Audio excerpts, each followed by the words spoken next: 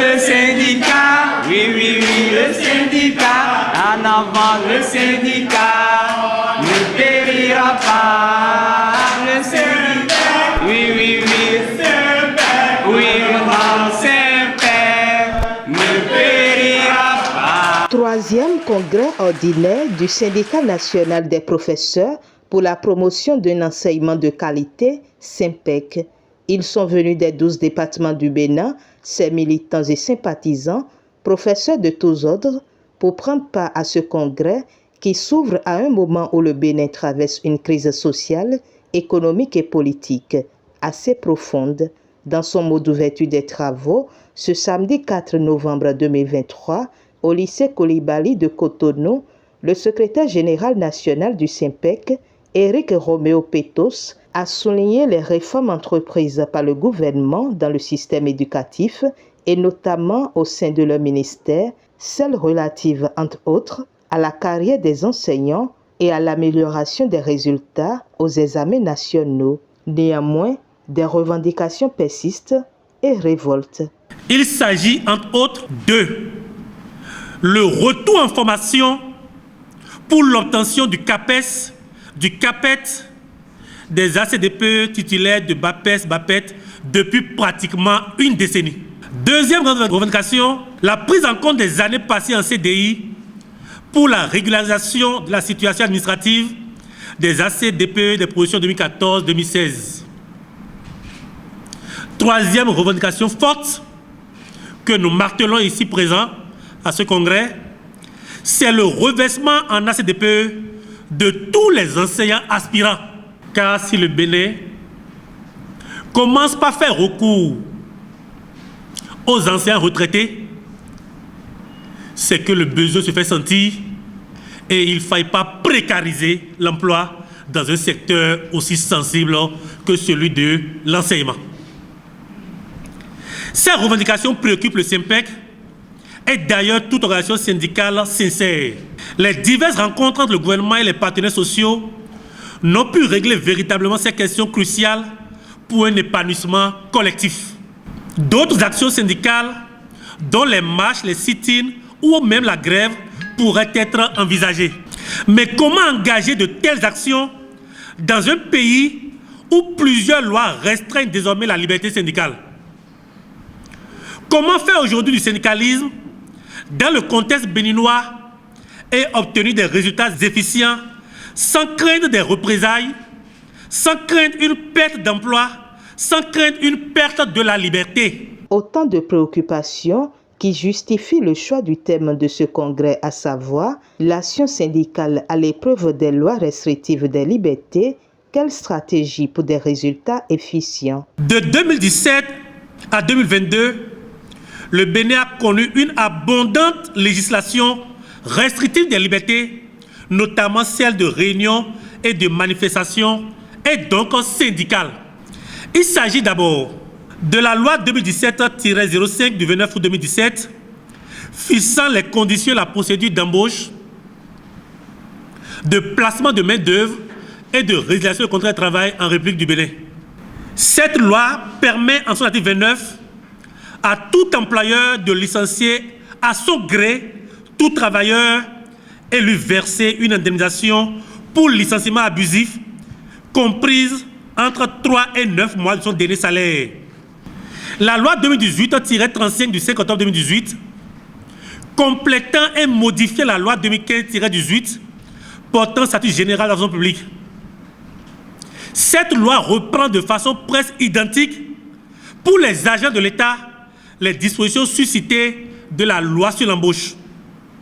Son article 343 à nouveau dispose: tout agent faisant partie des personnels de la fonction publique peut être licencié ou révoqué.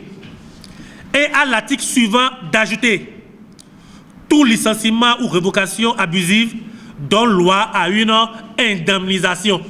La loi 2018-16 du 4 juillet 2018 portant code pénal en République du Bénin.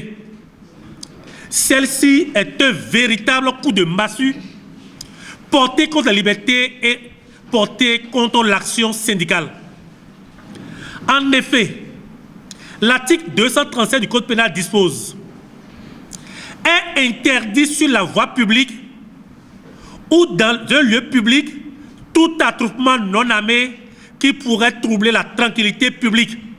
L'article 240, alinéa 1er, ajoute: toute provocation directe à un attroupement non armé, soit par discours proféré publiquement, soit par des écrits ou imprimés, affichés ou distribués, est punie d'un emprisonnement de 1 an si elle a été suivie d'effets, et dans le cas contraire, de 2 mois à 6 mois, et d'une amende de 100 000 à 250 000 ou de l'une de ces 2 peines seulement. Il apparaît clairement qu'appeler à un rassemblement pour une marche, un sit-in, ou se réunir en un lieu public pour préparer de telles actions syndicales est devenu une infraction au Bénin depuis 2018. Même si cette loi viole les dispositions de l'article 11 de la Charte africaine des droits de l'homme et des peuples, elle demeure toujours applicable en République du Bénin. Une autre loi, c'est la loi 2018-34 du 5 octobre 2018, modifiant et complétant la loi 2001-09, portant ainsi du droit de grève en République du Bénin. Celle-ci interdit de façon subtile le droit de grève. L'article 13 de la même loi nous renseigne qu'on ne peut exercer le droit de grève que pendant 10 jours au plus dans l'année. Quant à l'article 24, elle dit ceci: toute grève entraîne une réduction de traitement ou salaire et accessoires, à l'exception des allocations familiales. Les sanctions prévues à l'article 11 suscitées ont été aggravées par la loi 2022-21 du 9 octobre 2022. Désormais, la violation de l'interdiction de grève est punie d'une amende de 1 million à 5 millions et d'un emprisonnement de 3 mois à 2 ans au 229. Enfin, la loi 2017-20 du 20 avril 2018 portant code numérique en République du Bénin prévoit elle aussi plusieurs dispositions restrictives des libertés d'expression en ligne. Face à cet arsenal de lois restrictives, les congressistes trouvent donc impérieux de réfléchir à de nouvelles stratégies pour faire aboutir les revendications des travailleurs. Vous comprenez avec moi qu'on ne peut plus lancer des actions syndicales sans assez de munitions en République du Bénin. À l'issue de l'exposé de ce thème et des travaux de groupe qui s'en suivront, un changement de paradigme dans les méthodes d'action syndicale s'imposera à coup sûr. Un syndicat, c'est des objectifs clairs et des méthodes gages de succès au fin de préserver les intérêts de ses mandants. Les organisations syndicales sœurs ont réaffirmé leur soutien au SYNPEC, qu'elles ont invité à œuvrer davantage pour que la convergence vers l'unité dans l'action syndicale soit une réalité au sein de leur ministère. Je voudrais vous rappeler que le SYNPEC et le SYNAPETAB ont été des amis de très vieille date et continueront toujours leur chemin comme vents et marées. Je voudrais sincèrement féliciter le camarade SG et tous les militants de SYNPEC qui sont respectueux des tests. C'est une très bonne nouvelle, c'est une très bonne initiative. Là, ça signifie que au SYNPEC Bénin, vous respectez bien les tests que vous vous êtes librement donnés. Je vous en félicite énormément. Les gens ont peur de déclarer dans certains milieux qu'ils sont syndicalistes. Parce que partout où vous passez aujourd'hui, les gens vous posent la question de savoir: est-ce que le syndicat existe encore? Eh bien, le SYNPEC vient de donner la preuve que le syndicat existe toujours. Applaudissez pour ces gens. Nous invitons les congressistes, à l'issue de leurs travaux, à nous former et formuler des résolutions qui pourront nous aider à faire face à la lutte syndicale et pour le bien-être du travailleur.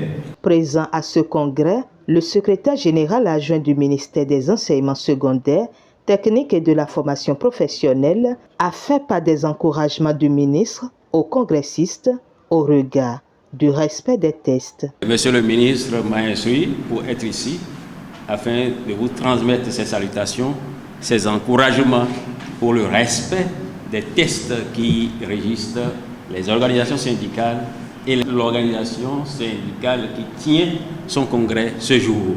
Au thème des travaux de ce 3e congrès ordinaire, le bureau exécutif national, composé de 11 membres, a été renouvelé. Éric Roméo Pétos, SG national du SYNPEC, a été reconduit par ses pairs pour un mandat de 5 ans. Aussi, le SYNPEC, qui lors de son conseil national le 7 octobre dernier s'est retiré de la CGTB, a décidé de s'affilier à la COSI Bénin.